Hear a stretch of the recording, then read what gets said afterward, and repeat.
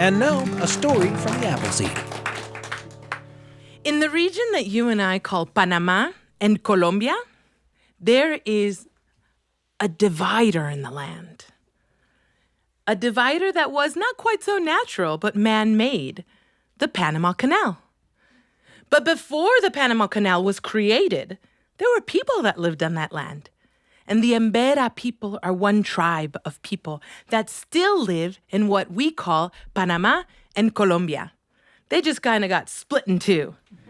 But the Embera people are unique. If you look at them, their bodies are tattooed with the stories of their lives. The children and the adults alike. They just gather more stories as they grow. And this story is about a little boy. As we know, many times people don't always consider the ability of the youngest or smallest in quite the way that we should. And this small boy, he loved his familia. He watched as his mama and his papa and his aunts and uncles and grandparents went out and worked the land. And he worried for them, for the sun took up all of the sky. It was so hot and so massive that he worried. For his family was working all the day long. And he wanted to help, but he didn't quite know how. And then he thought, El cacique will know. El cacique was the leader of the tribe. El cacique knows all things. And so Little Oro, as it was his name, went to find El cacique and to speak to him. And when he went and saw El cacique being fanned by many and fed by all, he said, "Oh, great cacique, couldn't you do something to shrink the sun to help our families so they might not get so tired out in the fields?"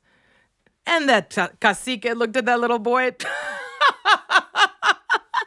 "Oh, you silly little boy, no one can shrink the sun. No one. Send this boy away. He needs more work." And el cacique sent him away. El Niño Oro was so mad because not only had el cacique laughed at him, but the other people had laughed at him too, and he did not appreciate it. Well, he decided, I must do something myself then, because I worry for my abuela, I worry for my grandma and my abuelos.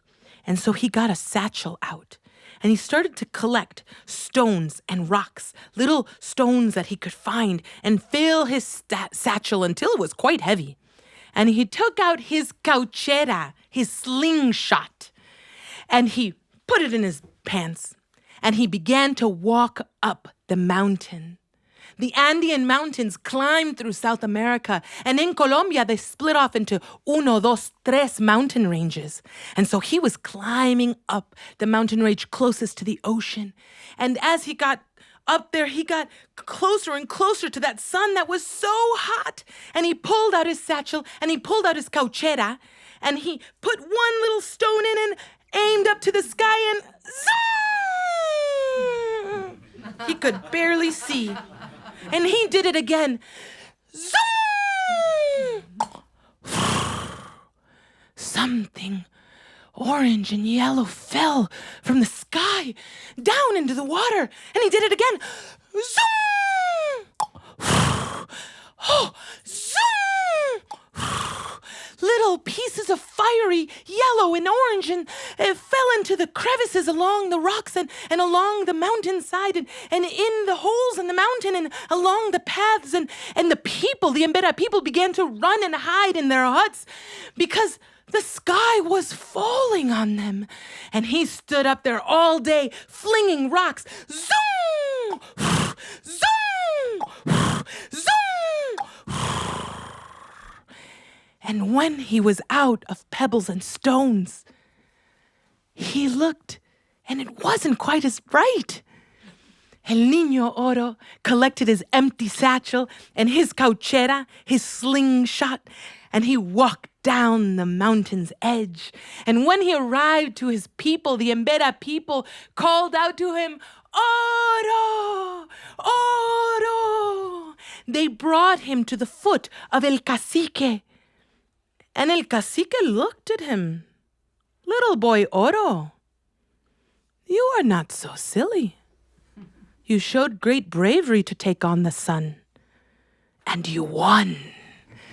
And they placed on his head a crown made of those fiery pieces that fell from the sky that they called Oro, in honor of the little boy who saved them from the sun.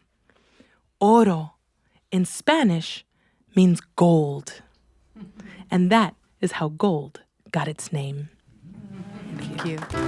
Thanks for joining us for a story from the Appleseed.